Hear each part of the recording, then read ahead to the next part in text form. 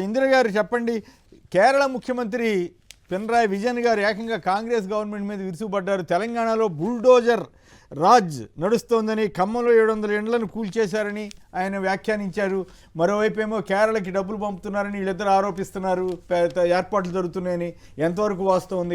అదే టైంలో గాంధీ గారి విగ్రహం పేరు మీద ఇళ్ళు కూల్చాలని అనుకోవటం ఎంతవరకు కరెక్ట్? అపార్ట్మెంట్లు 400 కుటుంబాలు, దాని మీద వాళ్ళంతా గగ్గోలు పెడుతున్నారు కదా. ఎవరిస్తున్నారు రేవంత్ రెడ్డి గారికి ఇట్లాంటి సలహాలు?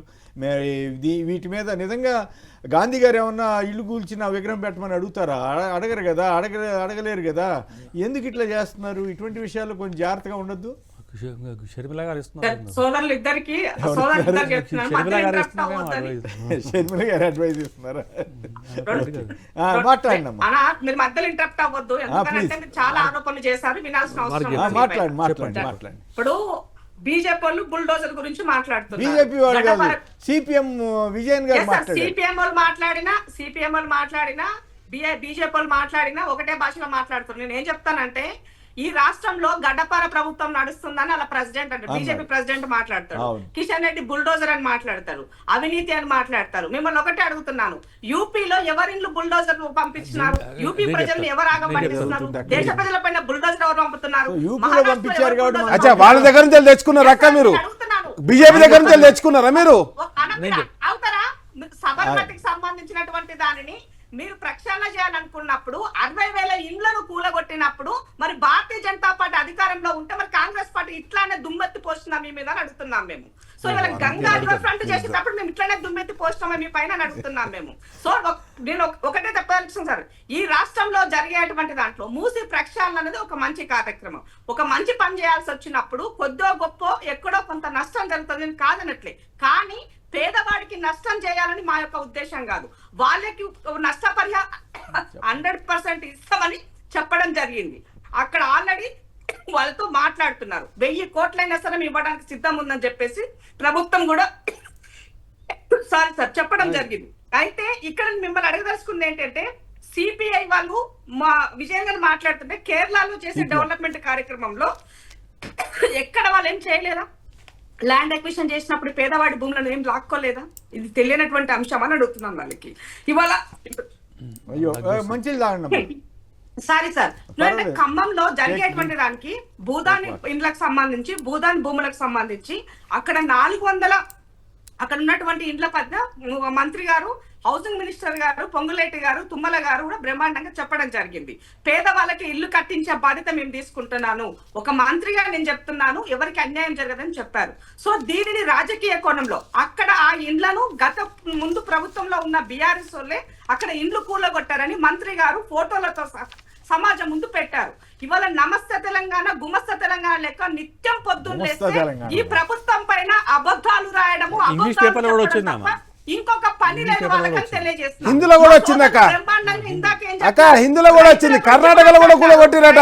గురించి మాట్లాడినారు, యువత గురించి మాట్లాడినారు, మహిళల గురించి మాట్లాడినారు. నేను మిమ్మల్ని స్ట్రైట్ గా అడుగుతున్నాను, మీరు 2PK ఇండ్లు ఇస్తామని చెప్పి ఎంతమంది ఇండ్లు ఇచ్చారు? 2 లక్షలు చూపిస్తా, 2 లక్షలు చూపిస్తా, రండి, పూర్తి అయ్యేంత 2 లక్షలు చూపిస్తా. డబుల్ బెడ్రూమ్ ఇండ్లు కేవలము 24,000 ఇండ్లే. నా దగ్గర RTI డేటా ఉంది, నీకు కావాలంటే పంపిస్తా, చూసుకో రాజేష్. ఇప్పుడు ఇష్యూ అది కాదు కదా. బుల్డోజర్ అంటే చెప్పకుండా వాళ్ళు చేయలేదు కాబట్టి మేము చేయమంటారా? ఏం చేసినాం? 29,000 కోట్లు, 29,000 కోట్ల రూపాయలు మేము రుణమాఫీ చేసినాం. ఛాలెంజ్ చేస్తున్నాం. ఒట్లు కొంటే కనీసం 48 గంటలు దాటితే పైసలు ఇవ్వకుండా మిల్లర్లకు దాసోహం పలికినటువంటి ప్రభుత్వం నీ పాలన. అడుగుతుంది, చెప్తుంది, గాంధీ విగ్రహానికి ఇల్లు కూడా కొడతాం, కూల కొట్టలేదా? ఖమ్మంలో ఇల్లు కూల కొట్టినా కూల కొట్టలేదా? ఎక్కడికి పోతారు? ఒక్క నిమిషం ఇందిర గారు, టైం తక్కువ ఉంటుంది. ఒక్క నిమిషం ఇందిర గారు, ఒక్క నిమిషం. ఓకే ఇందిర గారు, మీరు వాళ్ళని బీజేపీని, బీఆర్ఎస్ని ఏమన్నా విమర్శించండి, కానీ అడిగిన వాటికి సమాధానం చెప్పగలిగే పరిస్థితిలో మీరు ఉండాలి. సిపిఎం ముఖ్యమంత్రి ఎందుకు వ్యాఖ్యానించారనేది ఒకటి, గాంధీ విగ్రహం పేరుతోటి అపార్ట్మెంట్లు కోల్చడం కరెక్టనా కాదా? దానికి ఒక్కటి చెప్తాను నేను. అక్కడ ఏదైతే మీరు సరోవర్ గాంధీకి చెప్పినారో దానికి సంబంధించి అక్కడ కేవలము అక్కడ ఉన్నటువంటి బఫర్ జోన్ లో 400 ఎకరాలకు మాత్రమే నోటిఫికేషన్ ఇచ్చింది ప్రభుత్వం. దానిని వీళ్ళు ఇష్టంగా రచ్చగా దాదాపు 1,50,000 ఇల్లు కూలగొడతారని, ఒక ఏమంటారు 28 ఎకరాల ల్యాండ్ అక్వైర్ చేస్తారని నోటికి ఏమొస్తుంది మాట్లాడుతున్నారు. గతంలో 5 లక్షల కోట్ల రూపాయల భూములను కుంభకోణం జరిగిందని ఒక గ్లోబల్ ప్రచారం చేశారు కదా, ఇది కూడా గట్ల ప్రచారం చేస్తున్నారు.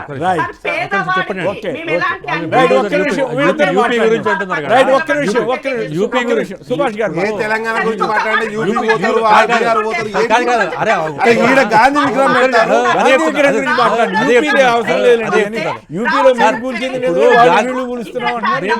మేము ఎక్కడ అస్సలు కూర్చోలేదు అక్కడ. అక్కడ ఏమంటే ఇల్లీగల్ గా ఎవరైతే కట్టినారో అది కూర్చున్నాం. ఎవరైతే సోషల్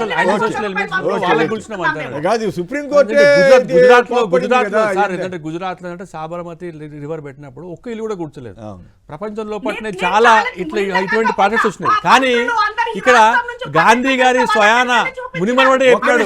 గాంధీ గారు ఏంటంటే స్వయాన రియల్ గాంధీ ఫేక్ గాంధీ కాదమ్మా, ఫేక్ గాంధీ కాదు, రియల్ గాంధీ వాళ్ళ మనవడే చెప్తున్నాడు.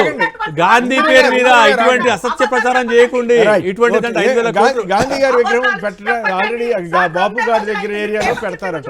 ఏంటి మీ అభ్యంతరం ఏంటి? అక్కడ ఉంది సార్. అక్కడ ఏంటంటే ఇప్పుడు గాంధీ గారి విగ్రహం పెట్టేందుకు మేమేంటంటే అసలు ఏంటంటే వద్దన్నామా మేము. ఆ ఒక పేరు మీద ఎంతమంది ఏంటంటే ఇప్పుడు 9 మీటర్లు ఏంటంటే బఫర్ జోన్ ఉండే, ఇవాళ ఏం చేసినారు, ఇవాళ కొత్తగా దాని అంటే 30 మీటర్ల బఫర్ జోన్ చేసినారు. సడన్ గా రాత్రి మీరే కదా పర్మిషన్ ఇచ్చింది, కాంగ్రెస్ పార్టీ ప్రభుత్వం ఉన్నప్పుడే కదా పర్మిషన్ ఇచ్చింది. ఈఎంఐలు కట్టుకుంటున్నారు, లోన్ తీసుకుంటున్నారు, మున్సిపల్ అడ్మినిస్ట్రేషన్ అంటే పర్మిషన్ ఇచ్చింది. వాళ్ళు అంటే వెళ్ళిపోమంటే ఎట్లా పడతాడు? అక్కడ ఉన్న కోటి రూపాయలు ఇస్తారట. ఏపీలో మీ గవర్నమెంట్ కూడా అట్లా చేసింది. విజయవాడలో ఎప్పుడో ఏళ్ల తరబడి ఉంటున్న ఇళ్ళని 40 ఇళ్ళని కూల్చి వదల పారేసి. ఇప్పుడు గాంధీ విగ్రహం అవసరమా? గాంధీ విగ్రహం అవసరమా అని చెప్పండి. మీ దగ్గర పెట్టుకోండి. ఇప్పుడు గాంధీ భవన్ సరిగా లేదు వీళ్ళకు. గాంధీ భవన్ కాంగ్రెస్ పార్టీ ఆఫీస్ సరిగా లేదు. గాంధీ విగ్రహం పెట్టారు. ఈ రోజు మాట్లాడినటువంటి ఏది కేరళ ముఖ్యమంత్రి గారు not only Telangana sir, Congress party bulldozer రాజు నడిపిస్తుందని చెప్పేసి యహాలంక కర్ణాటకలో, అదేవిధంగా వెలుగుమట్ల ఖమ్మంలో, అదేవిధంగా హైదరాబాద్లో బుల్డోజర్ నడిపిస్తుందని చెప్పేసి డైరెక్ట్గా ఊర్ల పేర్లతో సహా అక్కడ యూపీ వాళ్ళకి కాంగ్రెస్ ప్రత్యర్థి కాబట్టి ఆయన మాట్లాడుతున్నా సార్. నేనేమంటానంటే దేశం మొత్తంలో బీజేపీ కావచ్చు, కాంగ్రెస్ కావచ్చు, రెండు కూడా ఏదైతే మొత్తం పేదల ఇళ్లను కూలగొడుతుందో, ఇప్పుడు కాంగ్రెస్ ఏమో యూపీలో జరిగిందంటారు, వీళ్ళేమో ఇక్కడ చేస్తారు. అండ్ నెక్స్ట్ వచ్చేసి నేను ఏమంటున్నాను సార్, గతంలో దాన్ని బఫర్ జోన్ సార్, ఇప్పుడు బఫర్ జోన్కు అండ్ నెక్స్ట్ వచ్చేసి ఏదైతే ఎఫ్టీఎల్ జోన్కు ఏదైతే ఉన్నదో సార్, బఫర్ జోన్ అన్నప్పుడు సార్ ఒకటే చెప్తున్నాను, బఫర్ జోన్లో నువ్వు ఎప్పుడైతే ఇల్లు కూలగొట్టినావో మరి విగ్రహం ఎట్లుంటుంది? బఫర్ జోన్లో విగ్రహం కూడా ఉండదు కదా సార్. అండ్ నెక్స్ట్ వచ్చేసి నేను ఏమంటానంటే, నువ్వు బఫర్ జోన్లో నేను ఇండ్లు కూడా కొడుతున్నావు కదా, ఇండ్లు కూడా కొట్టినప్పుడు రేపు మల్టీ లెవెల్ కాంప్లెక్స్లకు నువ్వు పర్మిషన్ ఇస్తా అనుకున్నప్పుడు వాటికి ఎట్లా పర్మిషన్ ఇస్తావు? దానికి ఇవ్వలేం కదా సార్. పొంగులేటి వాళ్ళ ఏంటంటే బిల్డింగ్ లేదు సార్, ఏమంటానంటే బఫర్ జోన్